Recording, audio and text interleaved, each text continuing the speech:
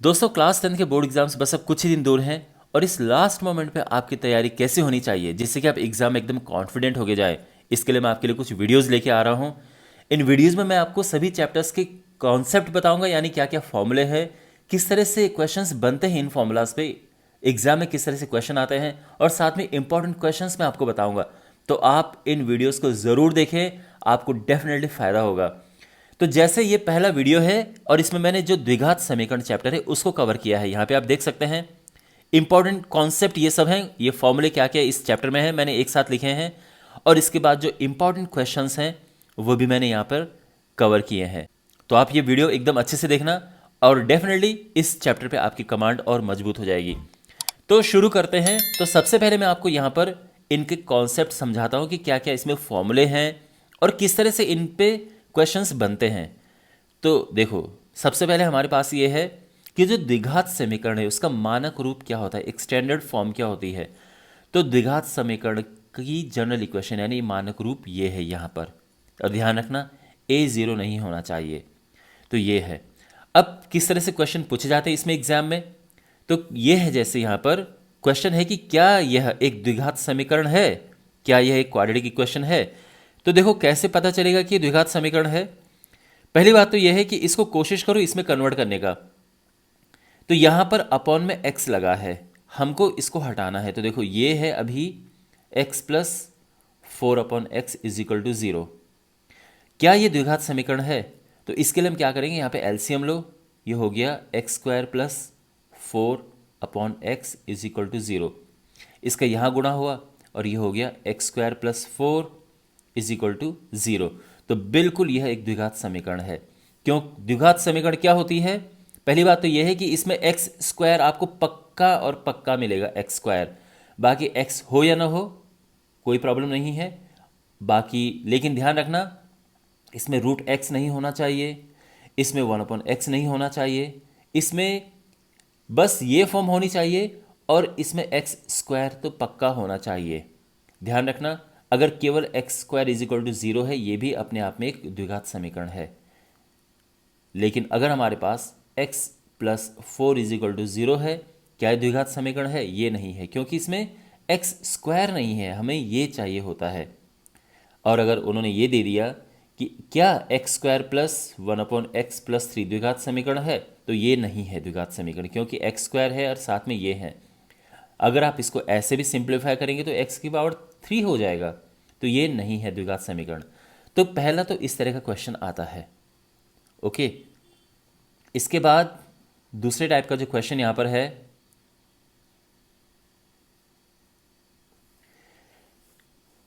द्विघात समीकरण को हल करने की गुणनखंड विधि। तो आपके पास जैसे कोई द्विघात समीकरण है, मान लो कि x² minus 5x plus 6 is equal to 0, हमें इसको हल करना है। तो देखो द्विघात समीकरण को हल करने के दो तरीके होते हैं, एक तो है गुणनखंड विधि और एक है द्विघात सूत्र से हल करना। गुणनखंड विधि से इसके गुणनखंड करते हैं, तो आपको इसके गुणनखंड करने आने चाहिए, जिसको हम सिंपली फैक्टर्स कहते हैं। ठीक है, तो आई होप आपको ये आता होगा। यहाँ पर बहुत ही लंबा ये टॉपिक है, इसलिए मैं आपको एक वीडियो सजेस्ट करूँगा, कमेंट बॉक्स में है, आप उस पर क्लिक ज़रूर करना, और इस वीडियो को देखने के बाद आपको गुणनखंड करने तो बिल्कुल ऐसे आ जाएंगे कि मतलब बहुत ही आसानी से। तो कैसे करते हैं, यहाँ पर इसके दो हिस्से करो, दो फैक्टर करो, जिसको गुणा करके मल्टीप्लाई करके 6 आना चाहिए, प्लस करके 5 आना चाहिए। तो ये है 3 दूने 6, बस। तो ये हो गया x² minus 3x minus 2x plus 6 is equal to 0। फिर यहाँ पे x कॉमन लिया, x माइनस 3 माइनस 2 कॉमन लिया, x minus 3 is equal to 0। और इसके बाद फिर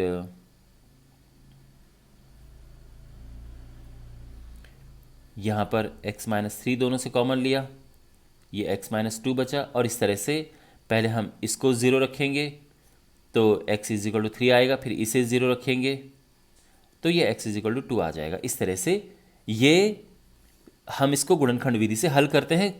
क्वेश्चन ध्यान रखना, आगे जो मैंने इंपॉर्टेंट क्वेश्चंस लिए हैं उनमें भी मैंने इसके ये सभी टाइप के क्वेश्चंस मैंने उसमें कवर किए हैं। ठीक है, बस ये मैं यहाँ पर जस्ट आपको बता रहा हूँ कि किस किस तरह से क्वेश्चंस बनते हैं एग्जाम में।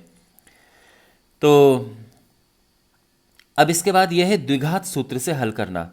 तो द्विघात सूत्र ये है, यहाँ पर हम हल करते हैं, ए बी सी की वैल्यू पुट करनी है बस।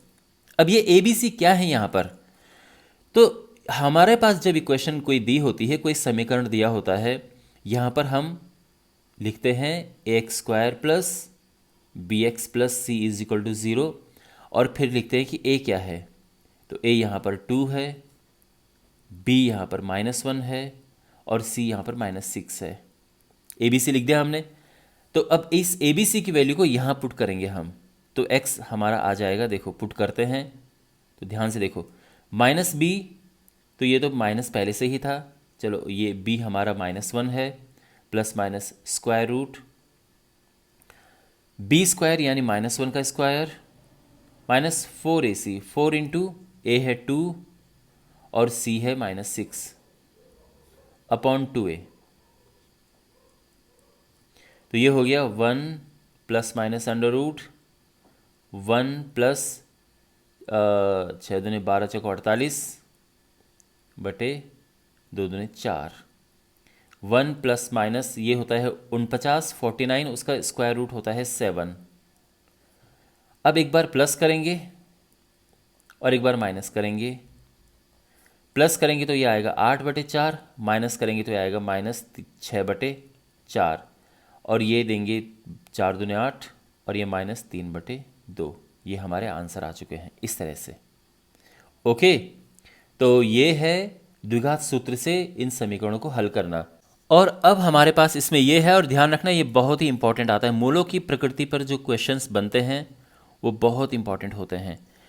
अब मूल, पहली बात तो क्या है मूल, देखो आपने देखा होगा हमने इसको हल किया और इसके बाद x के कुछ मान आए, इन्हें मूल कहते हैं। ओके, x के जो मान होते हैं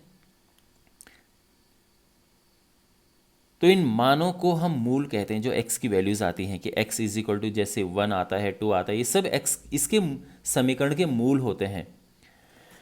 तो मूलों की प्रकृति से क्या मतलब है, देखो ध्यान से सुनो, यहाँ पे प्रकृति से क्या मतलब है, यानी वो मूल किस तरह के हैं। तो मूल किस किस तरह से हो सकते हैं, तो यहाँ पर मूल या तो होंगे वास्तविक और या होंगे वास्तविक नहीं।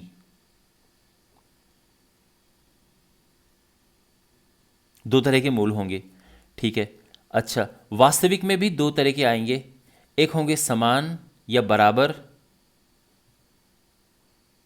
और एक होंगे असमान यानी बराबर नहीं। ठीक है ना, इसको हम समान भी कह सकते हैं और असमान, इस तरह से। तो ये हमें पहचानना होता है कि कब मूल वास्तविक है, कब वास्तविक नहीं है। और वास्तविक में दो कंडीशन आती हैं कि क्या वो बराबर हैं, ये बराबर का मतलब समान, ठीक है ना, और क्या बराबर नहीं है ये। अब ये कैसे पता चलता है, ये पता चलता है विविक्त कर से। अब ये विविक्त कर क्या है, ये है ये बी स्क्वायर माइनस 4ac, इसको विविक्त कर कहते हैं। तो विविक्त कर से पता चल जाता है कि मूल किस तरह से हैं। तो विविक्त कर जो होगा या तो ये प्लस में आएगा या माइनस में आएगा या जीरो आएगा। मान लो कि इसी समीकरण की बात करते हैं जो यहाँ पर लिखा है, इसका विविक्त कर क्या होगा। तो यहाँ पर आप देखो ये a होता है, पहली बात तो इसकी तुलना हम करते हैं किससे, a x square plus b x plus c is equal to 0 से। तो यहाँ पर हमें ए बी सी मिल जाते हैं। तो a कितना है, यहाँ पर 2 है, b है -1 और c है -6। अब हम निकालते हैं विविक्त कर। तो विविक्त कर होता है बी स्क्वायर माइनस 4ac। तो b यहाँ पर क्या है -1, a है 2 और c है -6, ठीक है ना, -6। अब इसको हम सॉल्व करेंगे तो क्या आएगा, ये आ जाएगा 1 और ये आ जाएगा 6 दूनी 12 चौको 48 और माइनस माइनस का प्लस हो जाएगा और ये आ जाएगा 49। अब आप देखो ये हमारा विविक्त कर आया। अगर क्वेश्चन आया आपके पास कि इसका विविक्त कर बताओ तो आप बस 49 लिख के छोड़ देंगे और ये आपका विविक्त कर है। लेकिन अगर ये पूछा जाए कि मूलों की प्रकृति बताइए कि किस प्रकार के मूल हैं, तो आप यहाँ पर देखेंगे कि क्या ये धनात्मक है, यानी आप देख सकते हैं, आप सीधा ये कहेंगे कि ये 0 से बड़ा है। जब ये 0 से बड़ा होता है तो यहाँ पर हमारे पास ये होते हैं वास्तविक, और उसके बाद ये होता है बराबर नहीं। तो ध्यान रखना, जब भी विविक्त कर, जो विविक्त कर है b² माइनस 4ac, अगर ये माइनस में हो यानी जीरो से कम आए तो ये वास्तविक नहीं होगा, लेकिन अगर ये जीरो से बड़ा आए या जीरो आए तो वास्तविक होंगे। ध्यान रखना, अगर बड़ा हो या बराबर भी हो जीरो के तो ये वास्तविक होंगे। ठीक है, क्या चीज़? विविक्त कर। इसी से पता चलता है कि मूलों की प्रकृति क्या है। और इसमें दो केस होते हैं, जैसे मैंने यहाँ पे बताया, बड़ा या बराबर। अगर विविक्त कर आया जीरो तो मूल होंगे बराबर, और अगर विविक्त कर आया ज़ीरो के अलावा कुछ और नंबर ज़ीरो से बड़ा तो ये बराबर नहीं होंगे। जैसे यहाँ पे ज़ीरो से बड़ा था तो ये बराबर नहीं है। यहाँ पर मैं आपको एक और एग्जांपल देता हूँ। देखो, सपोज दैट हमारे पास है x² minus 4x plus 4 is equal to 0, और ये पूछा है कि इसके मूलों की प्रकृति बताओ। तो आप क्या करोगे? आप इसका विविक्त कर निकालोगे, b² माइनस 4ac। b यहाँ पर है -4, a है 1 और c है 4। इसका वर्ग होता है 16 और ये 4 चौके 16, ये आ गया है 0। तो अब बताओ इसके मूलों की प्रकृति क्या है? तो ये सबसे पहले तो आप लिखोगे कि इसके मूल हैं वास्तविक। तो क्योंकि मैंने आपको बताया था कि अगर ये 0 या उससे बड़ा है तो वास्तविक होगा। हाँ, 0 से कम मान लो कि माइनस में आ जाता तो वास्तविक नहीं होते। इसके अलावा चूंकि ये 0 आ चुका है तो इसके मूल क्या होंगे? बराबर होंगे। बराबर लिखो या समान लिखो, ये है। तो बात समझ आ गई? ओके, अब देखो इसमें क्वेश्चन किस तरह से पूछे जाते हैं। एक बहुत ही अच्छा एग्जाम्पल यहाँ पर है। क्वेश्चन किस तरह से पूछे जाते हैं उसका देखो। क्वेश्चन है कि के किस मान के लिए इस समीकरण के मूल वास्तविक और समान हैं। वास्तविक और समान, समान का मतलब क्या है कि जो इसका विविक्त कर है वो 0 होना चाहिए, है ना। देखो, वास्तविक और समान के लिए क्या होता है? विविक्त कर 0 होना चाहिए। तो सीधे से ये निकालो, 0 रख दो। तो यहां पर सबसे पहले तुम इसकी तुलना करेंगे किससे? ax² plus bx plus c is equal to 0 से। यहां से हमें मिल जाएगा कि a 2 है, b k है और c 8 है। अब चूंकि इसके मूल वास्तविक और समान है तो आप सीधे लिखेंगे कि चूंकि मूल वास्तविक और समान है इसीलिए b² minus 4ac is equal to 0 होना चाहिए। b यहाँ पर क्या है? k है, k² माइनस 4a है 2, c है 8, ये 0 होना चाहिए। k² माइनस 8 दूनी 16 चौको 64 इज इक्वल टू 0, और यहाँ पर आना चाहिए k² इज इक्वल टू 64, और k² 64 है तो क्या k क्या होगा? प्लस माइनस 8, है ना। इसका स्क्वायर रूट करेंगे तो प्लस माइनस में आता है। तो इसका मतलब यह है कि k के इस मान के लिए यानी प्लस माइनस 8 जब आएगा तो इसके मूल वास्तविक और समान होंगे।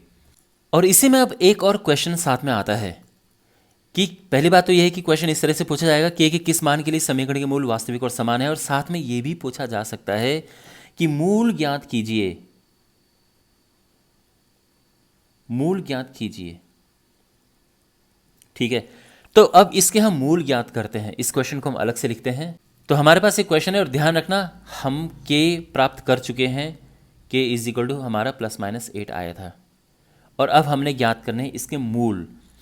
तो देखो ध्यान रखना कि जो इसके मूल होते हैं वो है -b/2a, ये ध्यान रखना। अब क्योंकि किसी भी द्विघात समीकरण के दो मूल निकलते हैं, दोनों ही ये होंगे। दोनों ही ये क्यों होंगे? क्योंकि द्विघात समीकरण के मूल बराबर होते हैं, तो जो ये है वही ये है। बात समझ आ गई? अच्छा, अब एक काम करते हैं, यहाँ पर एक एक करके इनको रखेंगे। तो सबसे पहले हम k इज इक्वल टू 8 रखेंगे, और उसके बाद k इज इक्वल टू -8 रखेंगे, और दोनों केस में मूल ज्ञात करेंगे। तो जब हम k इज इक्वल टू 8 यहाँ पर रखेंगे तो क्या होगा? ये इक्वेशन बनेगी 2x² plus 8x plus 8 is equal to 0, और जब -8 रखेंगे तो इक्वेशन क्या बनेगी? 2x² minus 8x plus 8 is equal to 0। अब यहाँ पर आप जानते हैं कि इसकी तुलना हम किससे करते हैं? A x square plus b x plus c is equal to 0। बार बार ये लिखने की ज़रूरत नहीं है, जस्ट मैं आपको अभी के लिए लिख रहा हूँ। तो ए यहाँ पर है 2, बी यहाँ पर 8 है और सी भी 8 है। ऐसे ही यहाँ पर अगर हम देखें तो ए है 2, बी इस बारी -8 है और सी 8 है। मूल यहाँ पर होंगे, या सीधे लिख दो x बराबर, ठीक है, क्योंकि मूल क्या होता है, x के मानों को ही मूल कहते हैं। और ये है -b/2a। तो -b क्या है, 8, 2a, a है 2 और ये आ जाएगा -2 है, 2 दूने 4, 4 दूने 8 ये। तो इसके मूल क्या होंगे, -2 और दूसरा भी -2 होगा। क्यों, क्योंकि दो मूल आते हैं, ये ध्यान रखना, द्विघात समीकरण के हमेशा दो मूल होते हैं। अब क्योंकि दोनों समान हैं इसलिए दोनों समान इस तरह से लिख दिए हैं। अब इसके लिए भी हम निकालेंगे -8 के लिए। तो यहाँ पर x is equal to -b/2a। b है -8, 2 इंटू 2, माइनस से माइनस कटा, 8/4 यानी ये 2 आ गया है। ठीक है, तो इसके मूल क्या होंगे, 2, 2। ठीक है, तो ये हमारा आंसर है। तो इसके मूल कुल मिला के होंगे -2 और 2। करेक्ट। इस तरह से ये क्वेश्चंस आते हैं। और अब हम करेंगे इसके इंपॉर्टेंट क्वेश्चंस। पहला क्वेश्चन है, क्या ये एक द्विघात समीकरण है? तो देखो हम इसको सिंप्लीफाई करेंगे। तो सबसे पहले तो ये है कि इसको लिखते हैं एज इट इज़ और इसको हमें ओपन करना है। तो x माइनस वाई की क्यूब का फॉर्मूला क्या होता है, ये है x³ minus y³ minus 3xy into x minus Y, ये फॉर्मूला होता है। Okay, x³ minus 4x² minus x plus 1 is equal to x³ minus 8 minus 3 दूने 6, 6x² और 6 दूने 12x। ठीक है, अब सबको लेफ़्ट साइड में लेके जाओ। तो देखो पहली बात तो ये है कि ये तो कट गया, x³ कट गया, ये इधर जाएगा तो माइनस में कट जाएगा, ये इधर जाएगा तो ये हो जाएगा -4x² plus 6x² minus x minus 12x plus 1 is equal to 0। ठीक है, और 8 भी तो है, प्लस 8, और ये हो जाएगा -4 प्लस 6 होता है 2x² minus 13x plus 9 is equal to 0। और आप कहोगे कि चूंकि यह ax² plus bx plus c is equal to 0 के रूप में है, इसीलिए यह एक द्विघात समीकरण है।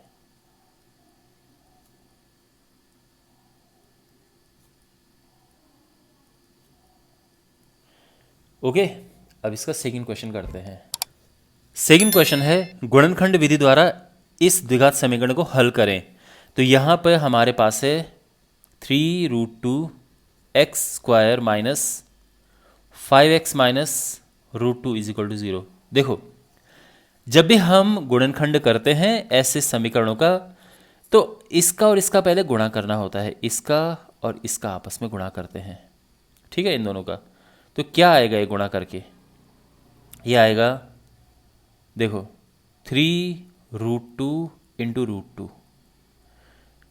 दो दूने देखो √2 इंटू √2 होता है 2 और 2 2 3 6, तो ये तो हो गया 6, यानी इसको और इसको गुणा करके 6 आ गया है।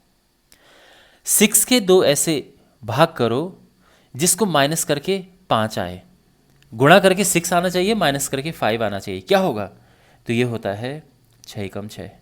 तो 6 कम 6 गुणा करके क्या आया 6, और माइनस करके, ध्यान रखना ये साइन सबसे ज़्यादा इंपॉर्टेंट होता है। अगर ये माइनस है तो माइनस करके आना चाहिए, अगर ये प्लस है तो प्लस करके ये वाला आना चाहिए। क्योंकि ये माइनस है तो इसलिए माइनस करके 5 आना चाहिए। तो अब ये हो जाएगा देखो 3√2x² माइनस, देखो -5x है, ये हो जाएगा 6x, क्योंकि 6 और 1 है ना, तो -6x plus 1x minus √2 is equal to 0। Clear? Okay, अब यहाँ पर हमें कॉमन लेना है। ये जो स्टेप है इसमें बच्चे सबसे ज़्यादा कंफ्यूज होते हैं, तो मैं आपको एक ट्रिक बताता हूँ। यहाँ पे कॉमन लेना बड़ा मुश्किल सा लग रहा है, तो पहले यहाँ कॉमन लो। यहाँ कॉमन अगर लेंगे तो 1 ही कॉमन आएगा, अंदर बचेगा x माइनस √2।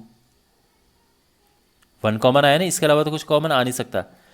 अब यहाँ भी कुछ ऐसा कॉमन लो कि अंदर यही बचे जो यहाँ पर लिखा है। तो यहाँ पर x कैसे बचेगा? तभी बचेगा जब आप 3√2 x बाहर लोगे। और बिल्कुल ये सही है, अगर आपने इससे 3√2 x बाहर लिया तो यहाँ x बचेगा और यहाँ √2 बचेगा। ठीक है ना? देखो x तो बाहर आ गया। 6 में से जब 3√2 बाहर लेंगे तो √2 बचेगा। कैसे? देखो 6 में होते हैं क्या क्या, 6 में ये होते हैं, यहाँ पे लिखा ही है। तो अब सोचो, अगर आप 3√2 बाहर ले लोगे तो अंदर क्या बचेगा? अंदर यही तो बचेगा। तो वही तो है, यहाँ पर 3√2 बाहर ले लिया, अंदर ये बच गया। अब यहाँ पर x माइनस √2 और ये बचा क्या? 3√2x plus 1 is equal to 0। अब एक बार इसको 0 रखेंगे हम तो x आ जाएगा √2, और एक बार इसे 0 रखेंगे तो 3√2x आ जाएगा -1 और x आ जाएगा -1/3√2। तो बेसिकली x के मान आ चुके हैं √2 एंड -1/3√2। ये है। ओके, तो आई होप आपको समझ आया होगा कि ये कैसे करते हैं। द्विघात सूत्र का उपयोग करके द्विघात समीकरण, इसको हमें हल करना है। तो ध्यान रखना, द्विघात सूत्र क्या होता है?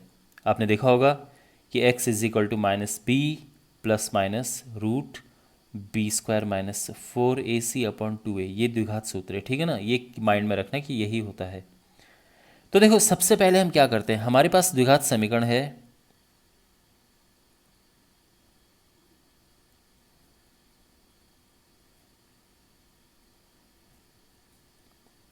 x² plus 2√2x minus 6 is equal to 0। ये हमारे पास द्विघात समीकरण है।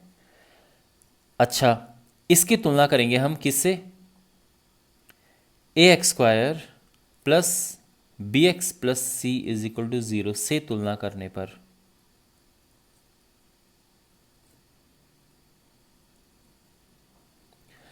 इससे तुलना करके हमें abc मिल जाएंगे। a1 है, b 2√2 है और c -6 है।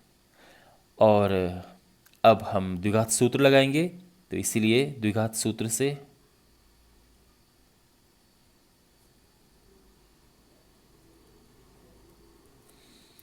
x हो जाएगा -b प्लस माइनस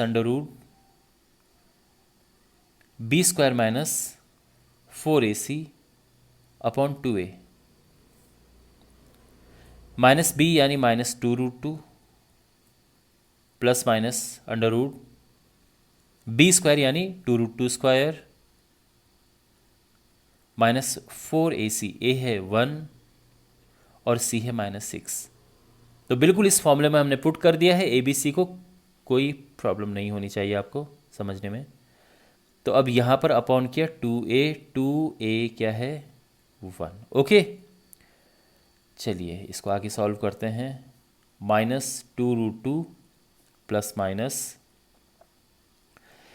ये देखो 2√2 का स्क्वायर क्या होता है? 8 होता है, क्योंकि 2 का 4 हो गया और इसका 2 हो गया, 4 दूनी 8, और ये हो गया 6 को 24, माइनस माइनस का plus upon 2, -2√2 plus minus √32। Okay, √32 क्या होता है? -2√2 प्लस माइनस, देखो 32 को आप लिख सकते हैं 16 गुणा 2। ऐसा क्यों लिखा हमने? यही क्यों लिखा हमने? 8 गुणा 4 क्यों लिखा? देखो 16 का वर्गमूल होता है 4, तो वर्गमूल हमें मिल गया है। मतलब इसको हम ऐसे ब्रेक करते हैं कि हमें किसी नंबर का वर्गमूल मिल जाए। वैसे अगर आप चाहो तो ऐसा भी कर सकते हो, 2 × 2 × 2 × 2 ये भी चल सकता है, बात एक ही है, ठीक है। तो ये हो गया है। अब यहाँ पर -2√2 प्लस माइनस, देखो यहाँ 2 हैं, एक बाहर आ गया, 2 बार 2 है, एक बार बाहर आ गया और ये अंदर बच गया है। -2√2 प्लस माइनस 4√2, और अब एक बार प्लस लेंगे, एक बार माइनस लेंगे।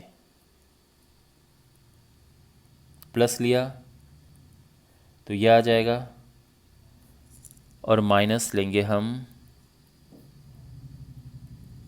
तो ये हो जाएगा, ठीक है।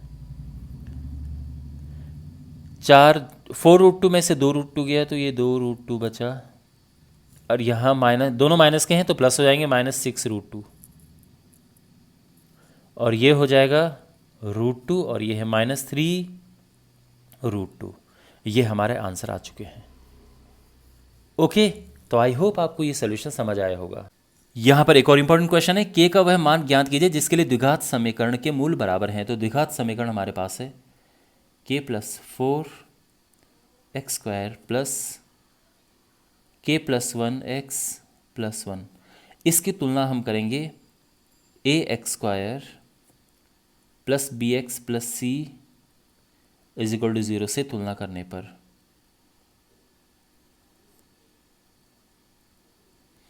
तो हमें ए बी सी मिल जाएगा। तो ए यहाँ पर है k + 4, b है k + 1 और c है 1। अब चूंकि मूल बराबर हैं,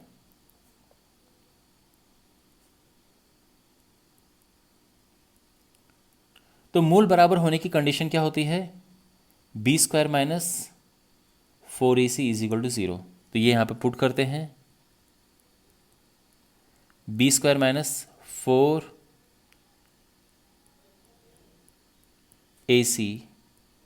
= 0। ठीक है, ध्यान रखना मूल बराबर होते हैं जब b² - 4ac 0 होता है, ये ध्यान में रखना।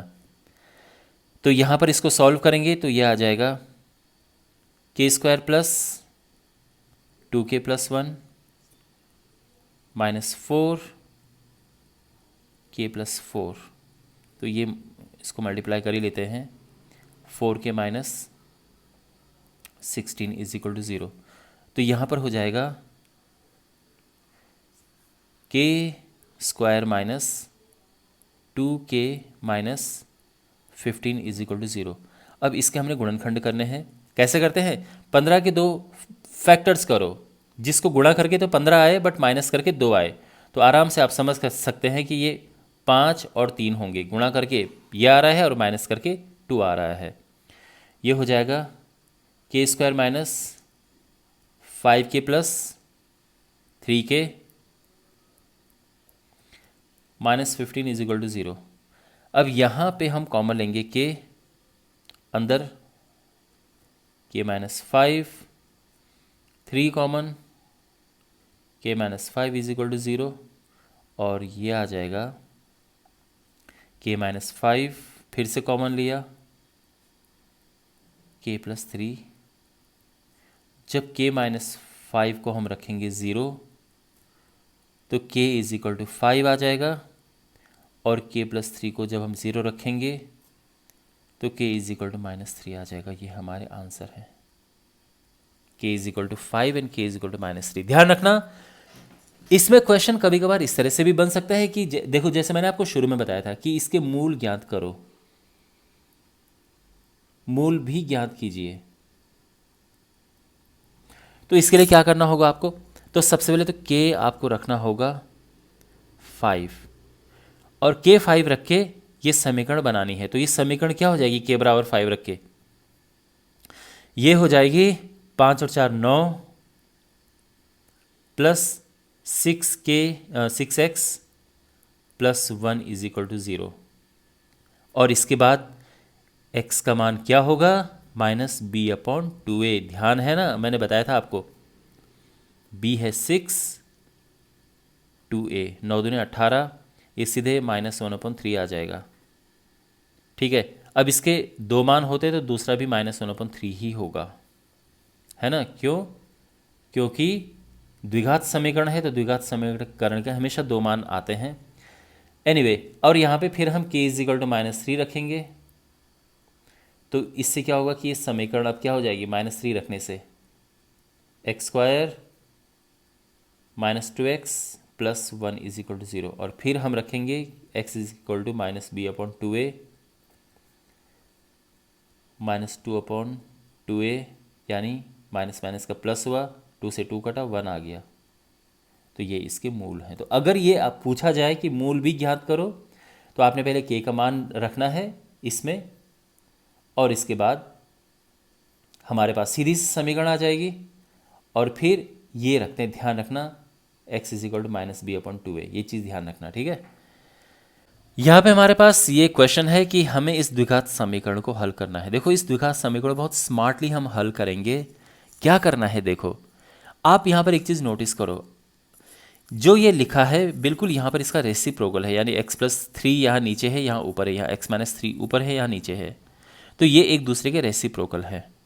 इसीलिए हम क्या करेंगे, देखो हम लिखेंगे कि माना x-3 x+3 = y। तो अगर ये y होगा तो ये 1/y हो जाएगा, तो इसीलिए जो समीकरण हो जाएगी ये y - 1/y = 48/7। ठीक है, सिंप्लीफाई करेंगे, y² - 1/y = 48/7, cross multiply, 7y² - 7 = 48y, 7y² - 48y - 7 = 0। बस अब हमने इसे यहाँ पे सॉल्व करना है और y निकल जाएगा। तो यहाँ पर फैक्टर करेंगे, 7 7 49 और 49 से कम 49, यानी ये हो जाएगा, देखो क्या करते हैं, इनका आपस में गुणा करो, 7 7 हुआ 49, 49, 49 के दो ऐसे हिस्से करो जिसको कि माइनस करके 48 आए, यानी गुणा करके ये आना चाहिए, माइनस करके 48 आना चाहिए। तो क्या होगा, सीधा सा है, 49 गुणा 1, तो माइनस करके 48 आ रहा है और गुणा करके ये आ रहा है, इसीलिए तो ये हो जाएगा -49y -1y, नहीं ये प्लस आएगा क्योंकि ये -48 आना चाहिए, -49 + y -7 = 0। यहाँ 7y कॉमन लिया, y -7 बचा, +1 कॉमन लिया, y -7 बचा, तो ये है y -7, 7y + 1 = 0। ठीक है, अब यहाँ पर y -7 = 0 है, तो y आ जाएगा 7। ठीक है, एंड 7y + 1 = 0 है, तो 7y आ जाएगा -1 एंड y = -1/7। ये दो वैल्यू आ चुकी हैं। अब एक एक करके हम रखेंगे इसको इसमें, और x निकलेगा। तो हम लिखेंगे कि जब y = 7 है तो यहाँ पर रखेंगे हम x - 3 x+3 = 7। तो यहाँ पे हम क्रॉस मल्टीप्लाई करेंगे और ये हो जाएगा x - 3 7x + 21, और अब हम इसको लेफ्ट में लेके जाएंगे तो ये हो जाएगा x - 7x और ये -6x, -3 उधर जाएगा तो +3 हो जाएगा, और 21 + 3 होगा 24, और यहाँ पे 6x हो जाएगा -24 एंड x हो जाएगा 6 से डिवाइड करेंगे -4 आएगा। ओके, और एक तो ये आंसर आ गया है। अब हम रखेंगे यहाँ पर y = -1/7, तो ये हो जाएगा x - 3 x+3 = -1/7। क्रॉस मल्टीप्लाई करेंगे, 7x - 21 = -x - 3, ये इधर जाएगा तो ये हो जाएगा 8x, और ये इधर जाएगा तो 21 अगर उधर गया तो 21 प्लस हो जाएगा और ये 18 आ जाएगा। x इज इक्वल टू 18/8 और ये 2 से कटेगा तो ये दोनों में 18, 2 चौको 8 ये आ गया। तो फाइनली जो हमारे आंसर हैं x is equal to -4 and 9/4। Okay, I hope आपको ये समझ आ गया होगा। यहाँ पर हमारे पास ये समीकरण है और हमने x का मान यहाँ ज्ञात करना है, यानी इसको हल करना है। तो देखो, सबसे पहले यहाँ पे एलसीएम लेते हैं, तो ये x हुआ और ये x-2। अब इसकी गुणा इधर, इसकी गुणा इधर, x-2 और ये -x हो जाएगा। x कटा, -2 इज इक्वल टू 3x, ये -2 is equal to 3x² - 6x,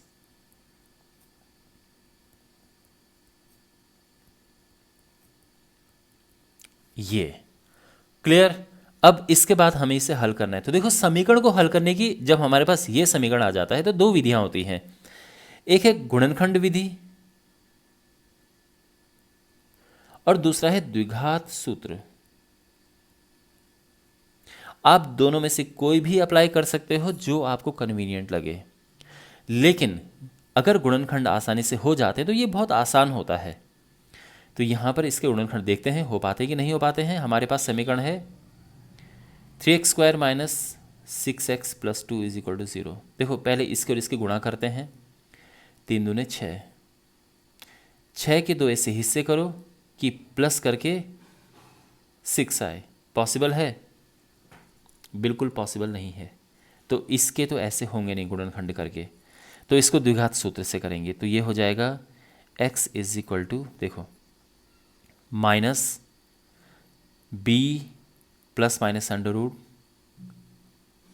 b² - 4ac/2a। तो इसमें हम पुट करेंगे -b यानी -6, b² यानी -6 का स्क्वायर, 4ac/2a। ये हुआ 6 प्लस माइनस स्क्वायर रूट 36 - 24। ठीक है, ये हो जाएगा 6 प्लस माइनस अंडर रूट, 36 में से 24 गया, 12 आया। अब यहाँ पर देखो, 12 होता है 4 × 12, या तो आप एक काम करो, इसको कर दो 2 × 2 × 3, ये 2 बाहर आ जाएगा, ठीक है ना।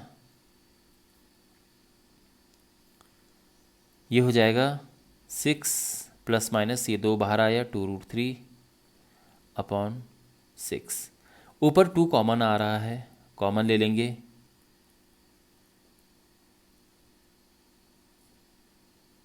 और ये कट जाएगा।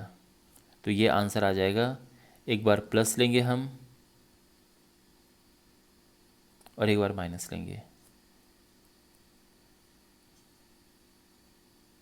ठीक है। ये इसका आंसर है। हो सकता है कि इसका आंसर आप किसी दूसरे तरह से देखें, यानी √3 + 1/√3, अगर हम √3 कॉमन लें, बट ये इसका ज़्यादा बेटर आंसर है, ठीक है ना, पूरा रैशनल डिनोमिनेटर में, और ये इसके आंसर हैं। तो आई होप आपको ये सोल्यूशन समझ आया होगा।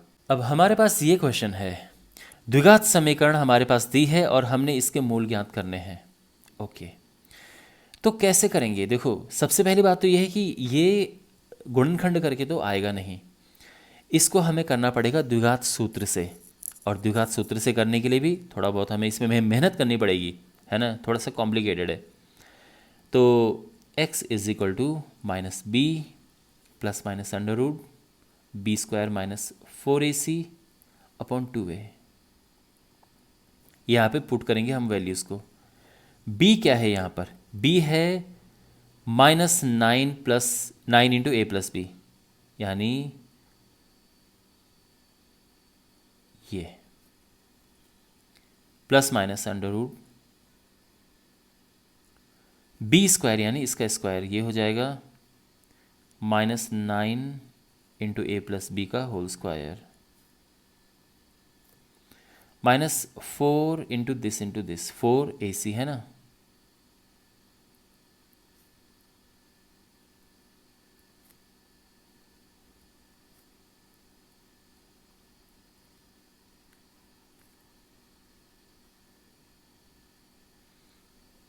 Correct.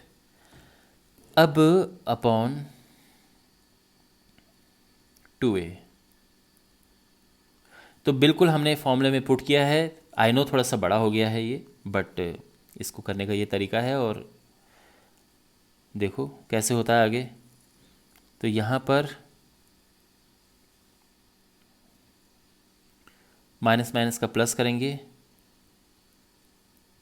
a plus B plus minus under root, ये हो जाएगा 81 a plus B square minus 36 2a square plus 5ab plus 2b square upon 18। 9a plus B, यहाँ पे कॉमन आ रहा है 9, मैं 9 कॉमन ले रहा हूँ, 9 ये अंदर बचा। a प्लस बी स्क्वायर है, a प्लस बी स्क्वायर को मैं खोल देता हूँ, a square plus B square plus 2ab, यहाँ 4 बचा, 2a square plus 5ab plus 2b square upon 18।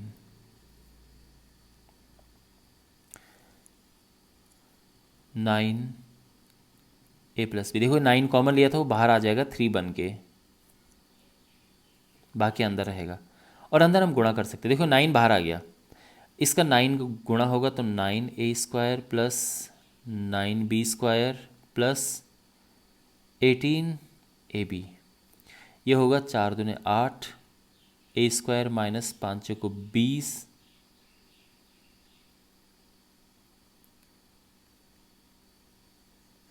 Minus 8b square.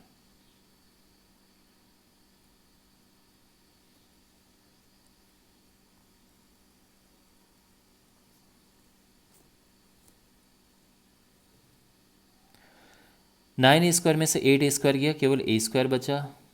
18ab में से 20ab, ये माइनस का साइन लगेगा यहाँ पर, तो 2ab बचा। 9b स्क्वायर में से 8b स्क्वायर गया तो b स्क्वायर बचा यहाँ पर, ठीक है। अच्छा, अपॉन 18, ओके।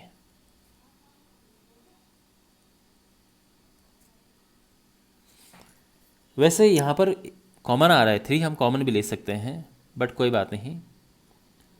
देखो ये होता है a माइनस बी का होल स्क्वायर, तो मैं सीधे इसको a माइनस बी लिख सकता हूँ क्योंकि स्क्वायर से कट जाएगा। ये चीज़ a माइनस बी का होल स्क्वायर होती है, ठीक है ना। तो समझो कि ये यहाँ पर ऐसा है और ये ऐसा है, तो इसीलिए इससे कट गया, अपॉन 18। यहाँ पर देखो एक बार प्लस लेंगे एक बार माइनस लेंगे,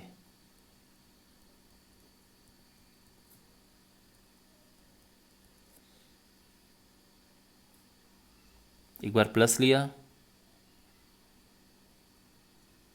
और एक बार ये साइन यहाँ पर माइनस लिया।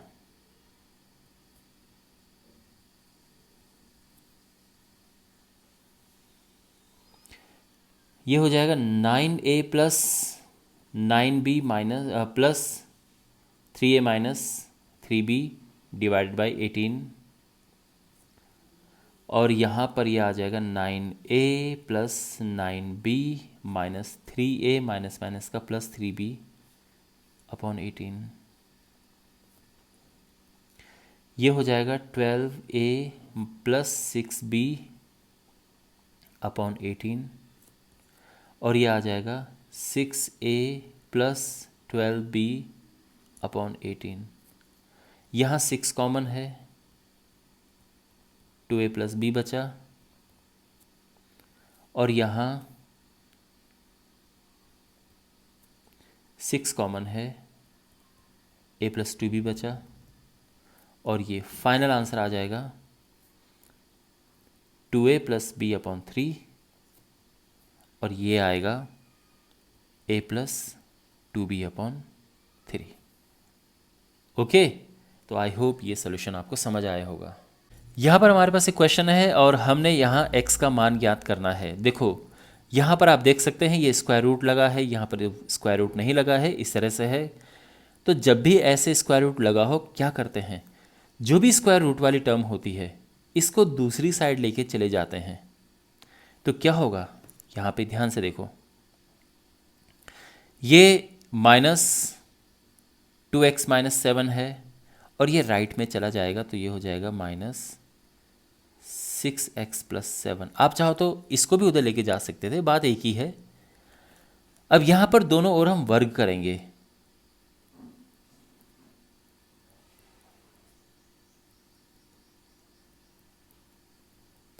तो दोनों ओर हम वर्ग करेंगे तो क्या होगा, देखो यहाँ पर पहली बात तो माइनस का वर्ग करते ही वो पॉजिटिव हो जाता है, तो ये ऐसा हो जाएगा। और इसका वर्ग करेंगे तो ये वर्गमूल हट जाता है, ठीक है ना, वर्ग करने पे वर्गमूल हट जाता है और ये ऐसा आ जाएगा। इतना क्लियर हो गया। अच्छा, माइनस का प्लस हो जाता है, मैं फिर से रिपीट कर रहा हूँ, वर्ग करके, तो ये माइनस इसलिए यहाँ से गायब हो गए हैं। अब यहाँ पर x - y के स्क्वायर का फॉर्मूला लगेगा, क्या होता है, x² + y² -2xy, 2 into this, 2 दूनी 4 7 28, ठीक है। और इसको हम एज इट इज़ लिखेंगे। यहाँ पर ऐसा क्यों हुआ है, क्योंकि x - y का स्क्वायर क्या होता है, x² + y² - 2xy। जस्ट मैं आपको समझाने के लिए बता रहा हूँ। तो यहाँ पर x - y के स्क्वायर से खुला है। अब सबको ये लेफ्ट हैंड साइड में लेके आओ, तो ये हुआ 4x² - 28x -6x + 49 - 7 = 0। ये हो जाएगा 4x² - 34x, ये हुआ माइनस करके 42।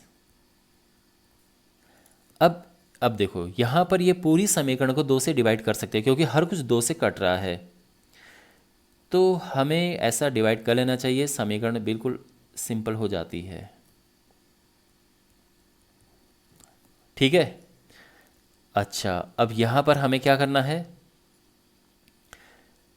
इसको हमें इसका गुणनखंड करना है, 2x² - 17x + 21 = 0। देखो हमने x का मान ज्ञात करना है, तो अब अगर गुणनखंड करके निकल रहा है तो बहुत अच्छी बात है, नहीं होगा तो हमें द्विघात सूत्र यूज़ करना होगा। इसके लिए हम इसका और इसका गुणा करते हैं, तो 21 दूने हुआ 42। 42 को ऐसे दो हिस्से करो जिसको गुणा करके तो आए लेकिन प्लस करके 17 आए, तो ये होता है 14 × 42 और 14 और 3 17, बिल्कुल आ गया है, एकदम सिंपल। x² - 14x - 3x, ठीक है, 14 3, और -14 - 3 - 17 होता है। यहाँ पे 2x कॉमन लिया, अंदर x - 7 बचा, -3 कॉमन लिया, x - 7 बचा, दोनों से x - 7 कॉमन आया, 2x - 3 = 0। तो जब x - 7 हम 0 रखेंगे तो x = 7 हो गया, और जब 2x - 3 0 रखेंगे तो 2x 3 हुआ, और x 2 यहाँ डिवाइड में जाएगा, तो ये हो जाएगा, ठीक है। तो यानी हमारे x के मान आ चुके हैं 7 और 3/2। तो यहाँ पर x की 2 वैल्यूज़ आ गई हैं, लेकिन ध्यान रखना ये फाइनल आंसर नहीं है, यहाँ पर हमें चेक करना होता है। जब भी आपको दोनों साइड का स्क्वायर करके आंसर निकालना होता है, देखो आपने देखा इसमें हमें उस तरफ ले जाना पड़ा और फिर दोनों साइड का स्क्वायर करना पड़ा, दोनों पक्षों का वर्ग करना पड़ा। जब भी आपको ऐसा करना पड़े, यानी दोनों पक्षों का वर्ग करना पड़े, तो चेक कर लेना चाहिए, एक बार 7 रख के देखो और 3/2 रख के देखो, ये ध्यान रखना इस बात का। तो यहाँ पे हम चेक करके देखेंगे, तो चेक करने पर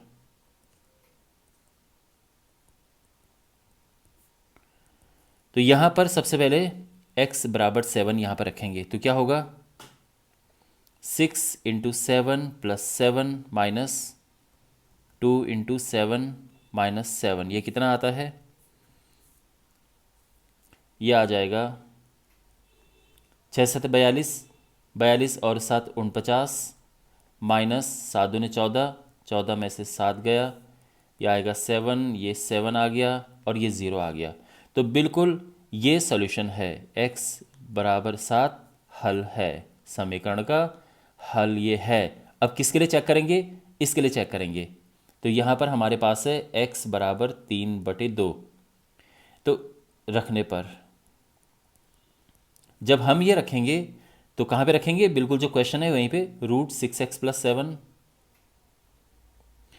6x की जगह पे 3/2 रखते हैं, माइनस 2x - 7, x की जगह पे 3/2। तो यहाँ 2 से 2 कटा, ये कटा 2 तिया 6, ये आ गया है 3 तिया 9 प्लस 7 माइनस 3 में से 7 गया 4, ये है √16, माइनस माइनस का प्लस हुआ 4, 4 + 4 और ये 8, ये 0 तो नहीं आया, तो इसका मतलब x बराबर 3/2 समीकरण का हल नहीं है। तो फाइनल आंसर क्या होगा, इसलिए x बराबर 7 और ये हमारा आंसर है। ये ध्यान रखना, हमें चेक करना होता है। आई होप आपको इस सोल्यूशन समझ आया होगा। ओके, और इसी के साथ ये वीडियो समाप्त होता है। इस वीडियो को अगर आपने अच्छे से देखा है तो मैं पूरी उम्मीद मुझे है, मैं होप करता हूँ कि एग्ज़ाम में आपका ये जो टॉपिक पे क्वेश्चंस आएंगे आप आराम से उन्हें कर सकते हैं। तो अब अगले वीडियो में मैं दूसरा चैप्टर लेके आऊँगा जिसका लिंक आपको इस वीडियो के डिस्क्रिप्शन में मिल जाएगा। तो मिलते हैं अगले वीडियो में, टेक केयर।